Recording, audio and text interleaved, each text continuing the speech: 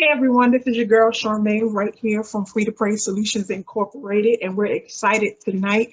We're here still in our series, What's Your Language? We hope that you have been able to tap onto that link and to get your own love language during this season. We are going to dive right into it. We have a great family on tonight. We're coming from the White household, and we're excited to have them in the building on tonight. Hello, hello, hello. How are you all doing? Hey, how Hey, are you? Good, good, good, good. We're going to have fun tonight. We ask that you just be comfortable. We're here just to share your love story. You know the love story. We're just here to listen to your story. We're excited. Thank you so much for trusting us and giving us this opportunity to share your love story with the world. So we're going to dive right into it. First, we want to know, how long have you all actually known each other? um, Since 2000, 20 years? Yeah, 20 2000, years, 2001. yeah. 2001. Okay, Mhm. okay. And how did you all meet? We met at work. Um,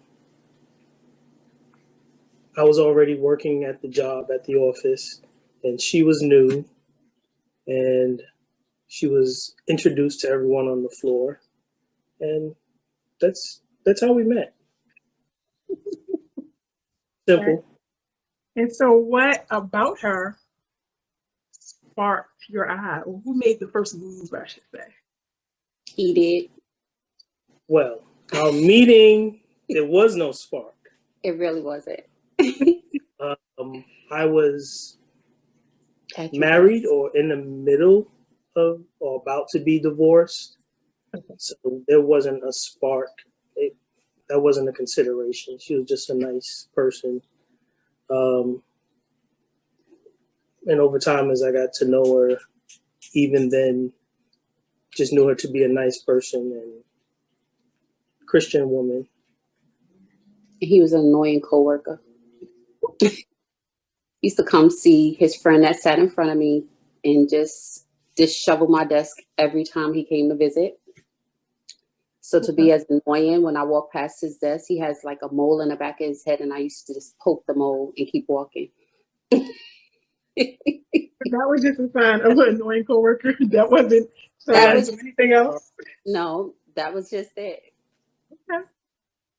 Okay. It was no interest at that time. yeah.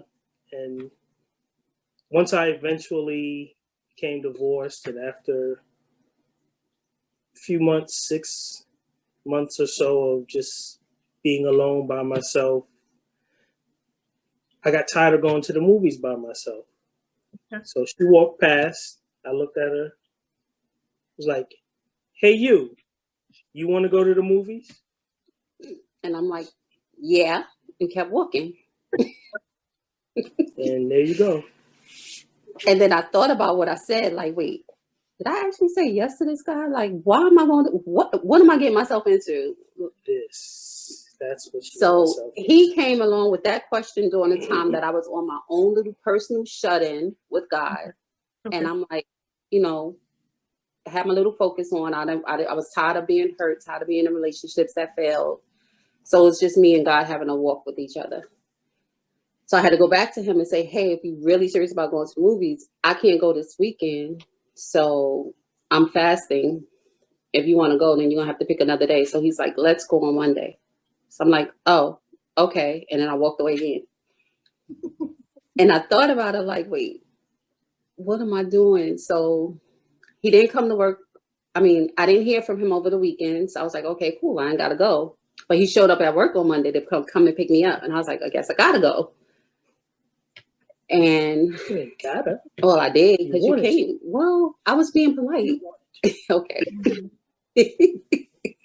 But anywho, we wound up going to the movies.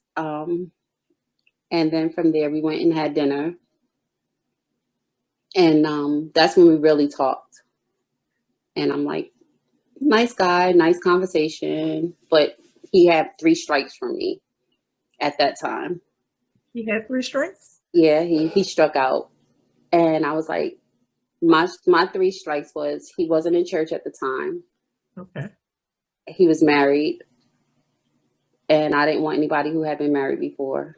And he just wasn't my type as far as physique. He had a nice personality, and like I said, we had a really nice time and had a good conversation, but I just summed it up as that wasn't it. So my thing was, okay, well, take me to the bus. Let's go to the bus. You take the bus home, because we lived on two separate ends of town. I was like, you get on the bus, I'll go home, and then you go home. And that was that. Get this straight. Because he had those 3 strikes, you just said, okay, let's go, be on our way. Like, that was it. That was it. Like, clearly that wasn't it. well, so I thought that was it, and then our next, I guess, outing, he showed up at church. Okay. So I'm like, okay. My girlfriend, the one that introduced us, Lillian, she's like, hey, James is here. He's in the balcony. I'm like, well, what is he doing here? She's like, well, you invited him. I said, I know, but I didn't think he was going to come. And he showed up. So now here he is, and he was introduced to my son, who he wasn't supposed to meet at that time because this wasn't going anywhere, so I thought. So after service, he's like, well, let's go grab something to eat. I'm like, okay, cool. We went and we ate, and I'm like, okay, let's get in a cab and go to the train, and you go home and I go home. He says, no, let's just go to your house. And I'm like, oh no, that was a lie. So I panicked, and I didn't have nothing else better to do, so I took him to my mother's house. Okay. So he met my whole entire family, everyone, including my dad, who wasn't even living with my mom at the time. So I'm like, what the heck is going on here? So again, we just left it alone. After he left, he went home. I'm like, I'm not calling, and he didn't call. And then he called me up. Was that a week later? He's like, I want a real date. It's like, I want to go on a real date with you. I was like, a real date? Okay, whatever that is, sure. Because he's 2 strikes less. He's, only has 2 strikes now. Listen, I didn't understand what was happening. Because the more I said no, the more he just kept coming. And but who did you say no to? I said yourself. No to, right. You didn't say it to me. Right. But I wasn't pursuing you. Like, I didn't try to show any interest. I didn't give no. Lying to yourself? No, but I didn't call you. I didn't do any of that stuff. Like, I didn't feed into anything except for the questions, and he would ask, and then I would say yes. I don't even know why I said yes, but I mean, now I do, but at the time, it was just coming out my mouth. So let me ask you a question, because you brought it up, right? Mm-hmm. So since you were fasting, since you were spending that quality time with God, did you ever check in with him to say, hey, what's about? I did kind of, but I didn't get any clarity on that answer. No. Like, usually I get instant answers to that question. Lord, is he the one? Is this the guy for me? And you did. So since you had put out the strikes and the man walked into church, was that not? Okay, so the thing is, so we're gonna go back to that one right there. Okay. When he showed up at church, pastor was talking, and it wasn't even part of the sermon. And he had said, we have a way of sizing people up, saying that they're not the one for us because they've been married before. And I'm looking like, I know, am I the only person hearing this? Like, why is he talking about this? Oh. So for me to hear that, and then him to show up at service that day, it kind of opened me up to like, okay, maybe this is something that God is doing. I don't know. So I was kind of just going with the flow and kind of trying to be resistant at the same time. Okay. I'll accept that. Sound like God was trying to lead her one way and she was trying to pull the other way. That's what it sounds. Yeah, because when he started asking questions about, well, who are you talking to, or who are you listening to? He said you wasn't listening to him. Obviously you was fighting with something inside of you, because you were saying yes every time he asked you, but then you come back and try to challenge your yes. Right. I really That's what sparked me to ask you did you check with God to see if he had a yes? I really was. Okay. So you dated somewhere along the line, you gave up the fight. Somewhere along there. If this is the line, she gave up somewhere along right about there. Okay, so it really did. Everything went so fast. Everything. It just happened so fast. We only dated 9 months before we were married. Okay. So it was just moving, and even that was a fight. At the time we were talking about it, we moved in together to save for the wedding. And we didn't want our parents to have to pay for it. So that was the reason why we moved in, trying to pay for it. Okay. But we were talking about it. We didn't go look at rings. I didn't get that proposal yet. So talking to my girlfriend, trying to live holy and saved in a house that you shacking in wasn't always easy. Okay. Most times failed. So we going to the altar and crying about stuff now. So I was talking to my girlfriend and she says, well, marry him. And I'm like, no, he didn't get my ring yet. She's like, it's better to marry than to burn. I'm like, okay, good. But no, he didn't get my ring yet. So talking to my aunt, she said the same thing. Marry him. It's better to marry than burn. I'm like, what is going on here? Like, no, he didn't. What part don't y'all understand? So she's like, pray about it. Ask him to give it to your pastor as he's giving it to you. So I'm like, okay, cool. But meanwhile, God had already convicted me about the ring issue because that was my issue. He said, is your love for this man predicated upon a ring that he can give you today and someone can take it tomorrow and you still don't have a ring? Yep. So I was like, okay, I got that part. I told him, I'm like, babe, I'll marry you without the ring. He's like, what? I'm like, yeah, I'll marry you without the ring. So you sure? He's like, yes. So we called Bishop and he was like, I was like, Bishop, we need to talk to you. He's like, you want to get married and you want to get married now. Ooh, my Lord. So I'm like, okay. He said, do you have your license? I was like, no, not yet. He says, well, go get your license and give me a call when you want to get your license. Now, we had already had a date planned for the following year. Okay. So it's not like it wasn't in works, but it wasn't like right then. So we had planned, well, we'll do it in his office privately, not tell anybody, and then go forth with our date. So that Friday, we went to go get our license. And I think Saturday is when we told mommy and grandma. Because I was like, if my mom found out any other way, she's going to kill me. So we confessed that to them. I think you told your dad. Either the same day or the next day. Yeah. I didn't tell my dad till 11:05 the night before the wedding. 11:05. Gee. Yeah, I remember that one, yeah. Because I was like, Daddy, I'm getting married tomorrow. If you want to be there, you can be there. He's like, you what? I was like, I'm getting married tomorrow. If you want to be there, you can be there. So that's how that went. We wound up getting married December 31st of 2002. And 18 years later, we're still here. Awesome. 18 years. Wow. That's a long time. A long time. For somebody who has so many strikes, that's a long time. Must be love. That's good love. Good love. Good love. Good love. I would say God knew best. Because had I had my way, I'd have missed out on my blessing. That's good. That's good. And so many people. All of this. Yes.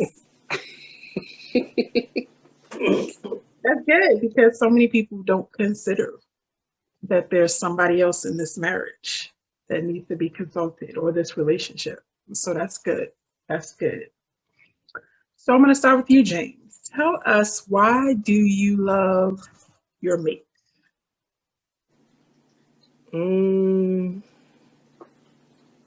She cooks extremely well. Oh my gosh. Oh my gosh. That old adage about the way to a man's heart is through his stomach Yeah, that holds true, at least for me. But no, I love her because of the way she treats me. She treats me like the way I want to be treated. So that started from the beginning. It was never anything. I never felt like she didn't want to be around me and she didn't want to talk to me. I never felt like I was an annoyance to her, despite what she says. Yeah, and then she treats everybody that way. Okay. And then I love her smile. Hmm. And I love, a few. I don't know who's. Yeah, you just say. We'll leave it at that. All right. We'll leave it right there. And now, tell us, what do you love about Jay? I love his humility. I love how humble he is. I love how he spoils me. I'm his monster. And I love it.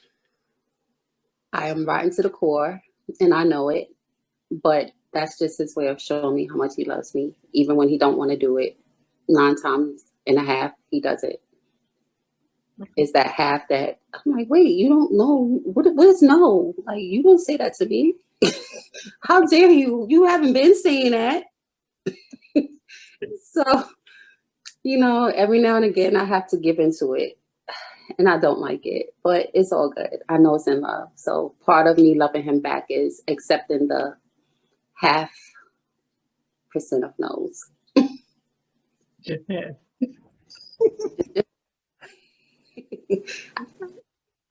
What would you say keeps the spice in your marriage?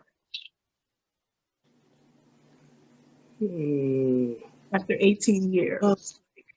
Because as quiet as he is, he's a clown.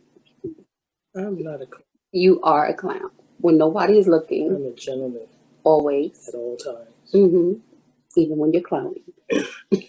But yeah, that is part of it. Part of it is laughing, being loose. Not everything about marriage is tight and serious and matter of life and death. Sometimes even when those things seem to be a matter of life and death, you got to kind of smile, put some lightness into it. So that kind of helps us keep the spark. And then she's so pretty. How could I It's what so cute. beautiful woman. Anything to add, my dear? Keep the spice. You have to keep it fun.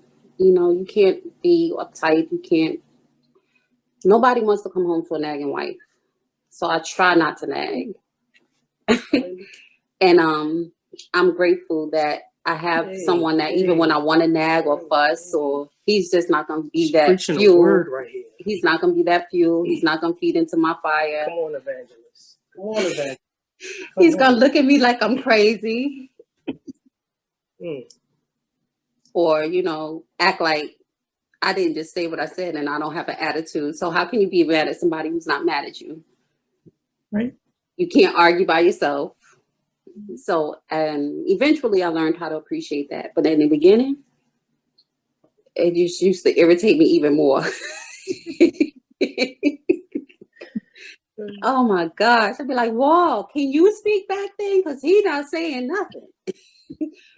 But I didn't get no response from the wall either. So I figured this was a losing battle. I might as well just surrender and give it in.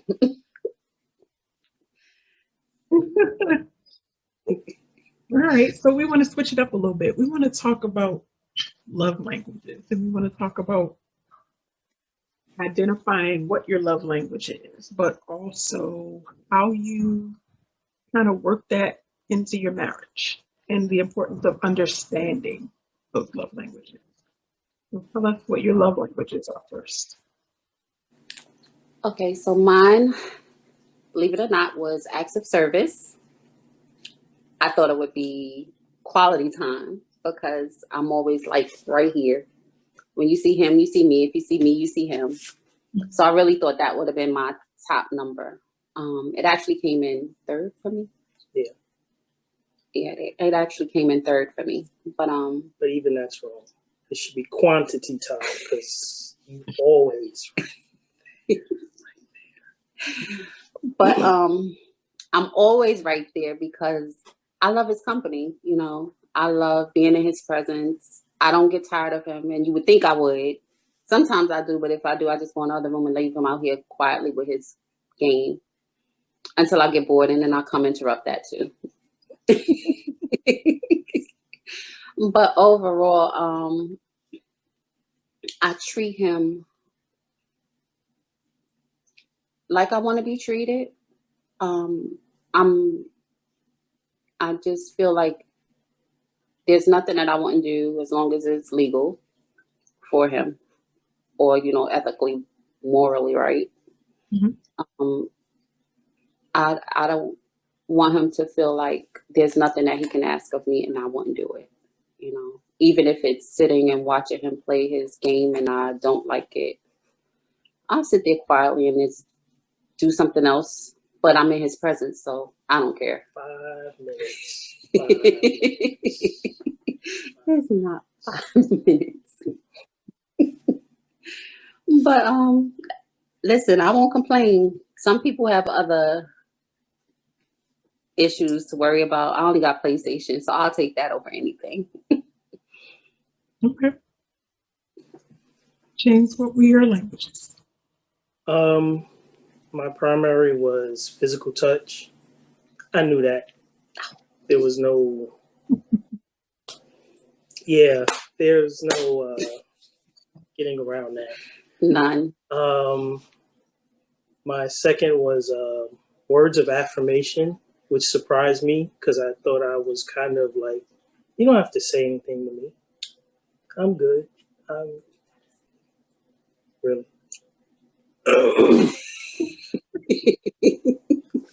I can feel love. I can feel the support. I can feel the proudness or whatever it is.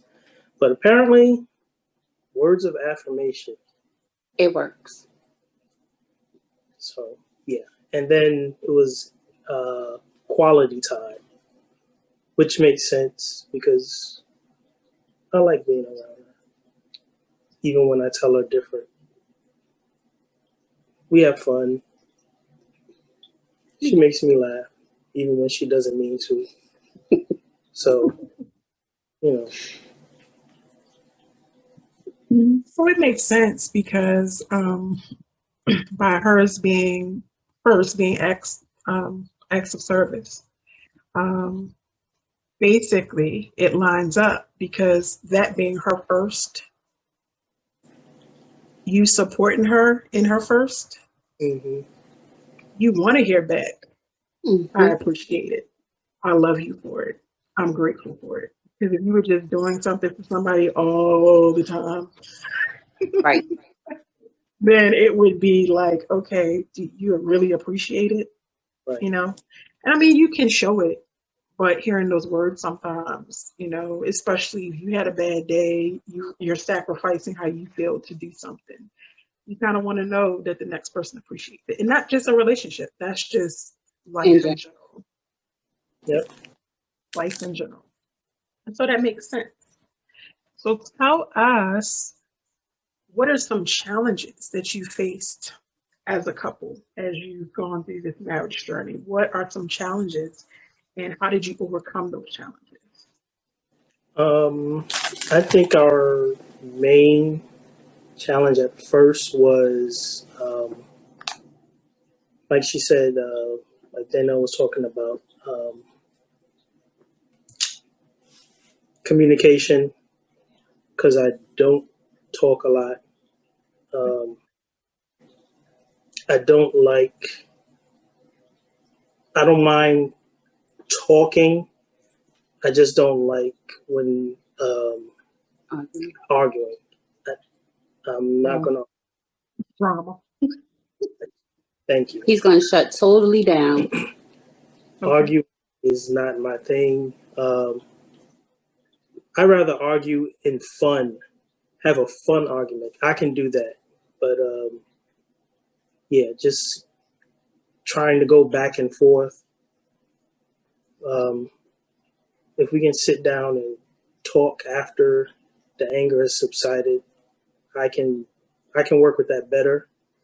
It's not even to say I'm an open book at that point either, but I can work with that better. So yeah, that was our biggest issue, was communication.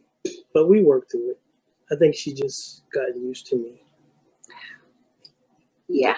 And if she can, as long as Dana can just get off her chest whatever she needs to get off, I'm fine. She'll come down. But then she don't really get up too much anyway. So for someone that's struggling with that same challenge, tell them what you did or how you acknowledged or identified that communication was a problem and what you did to kind of change that once you were able to identify it. Well, for me, learning how to accept the fact that he's just not one that likes confrontation, and listening to him when he says that, like, I don't like to argue. If we argue, I'm just not going to say anything. I'm going to shut down. Yeah, I had to test that for a few to really get that. But like I said, I've grown to learn how to appreciate that, because in the 18 years that we have been married, I think we may have had 2 real spats, and they weren't even like a drag down, because he's not going to go there, you know. But to say that you only had 2 arguments in 18 years of marriage, that's a blessing. And I don't take that for granted. And I don't, say that boastfully. I'm just grateful and I'm thankful that I have somebody that we've learned that we are different and our communication skills are different, but we have to find some type of balance in order to make this work. Like he said, I will wake you up. Like, you're not going to lay there sleeping and I'm steaming mad, still can't go to sleep. Because no, you're going to hear me out. At least you're going to hear what I have to say, because I'm not going to sleep with this on my chest. And I'll wake him up and like, hey, we need to talk. And he's like, oh my gosh, what? I'm like, yeah, we got to talk. I can't sleep, so we're going to have to talk. And I will say what I have to say, and I'll wait for a response. And I might still wait for a response. And I'm just like, okay, whatever, I'm going to sleep now. And it goes like that. But for the most part, one thing we vowed was that we won't go to bed angry with one another. And that whatever issues we can resolve, we resolve it before we go to sleep. But then we also take what each other says for face value and not try to read in between the line and think, oh, this is what he said, but this must be what he meant. When you read in that gray area, you are actually creating a problem that may not even be there and don't actually exist. But because you are assuming what the other person may be feeling or thinking, and they've already said what they said, that's what creates the friction and the problems. Like, I've already told you, like, why are you going somewhere else? You over there in left field. It's not even all of that. But because of your own feelings and your own insecurities, you can't let it go, or you can't, hear what the other person is saying and kind of maybe resolve it a lot quicker than what you would have if you just continue to stay in the gray. What do you hope that your children learn by watching or have grown up looking at the marriage journey that you all have been on? What would you hope that they get from that? For me, I hope that they can see that marriage actually works. I come from a family that, honestly, who in my family's married but me?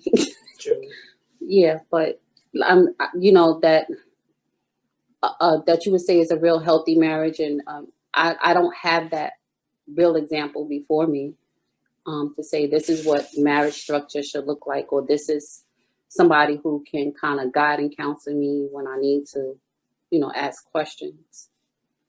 But I just hope that I hope that we can be the example for them. That's my prayer, that, Lord, even in this, that you can use our marriage for your will, not our will.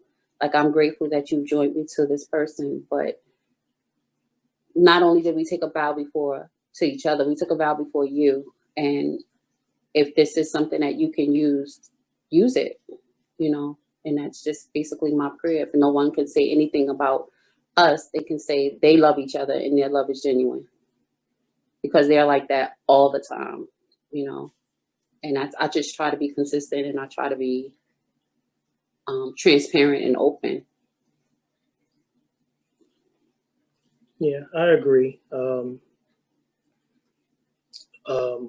And just an example of marriage works, but also don't settle for just anyone.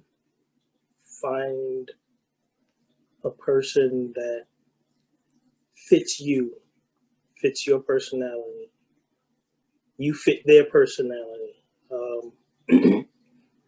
You're willing and able to lift each other up.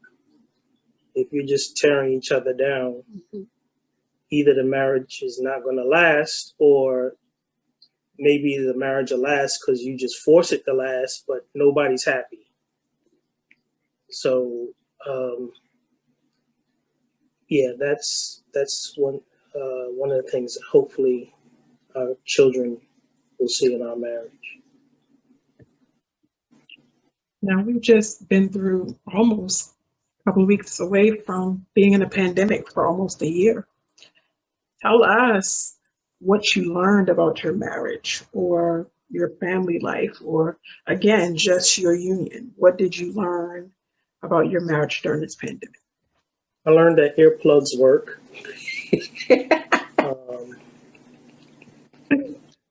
No, that's not.